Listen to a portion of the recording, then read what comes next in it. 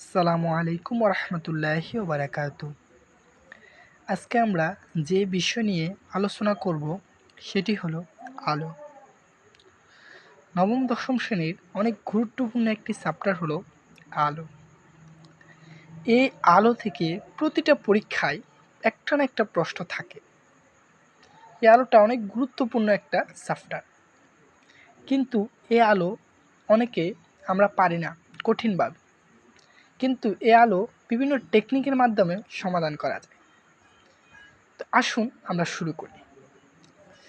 আলো কি?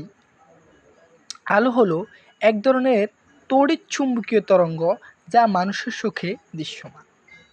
আলো এক ধরনের তড়িৎ চুম্বকীয় তরঙ্গ যা মানুষের চোখে দৃশ্যমান। যেমন মনে করেন আমরা যে বাইরে একটা গাছ দেখি, কোনো একটা বস্তু, বা মনে করেন কোনো একটা গাছ দেখতেছি, আমরা ওই গাছটা আমরা কীভাবে দেখতেছি? আলো প্রথম এসে ওই গাছের উপর পড়ে, তারপর ওই গাছ থেকে আপতিত হয়ে আমাদের চোখে আসে, তারপর আমরা ওই গাছটি দেখতে পাই। এটাই হলো আলো। জাস্ট এতটুকু জেনে রাখেন আপাতত। আলো কয় ধরনের? দুই ধরনের। কি? একটা হলো প্রতিফলন, আরটা হলো প্রতিসরণ। প্রতিফলন কি?